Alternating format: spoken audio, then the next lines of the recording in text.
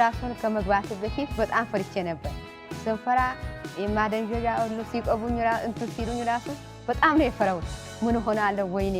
ልጄስ እንዴት ሆናለሁ ብዬያል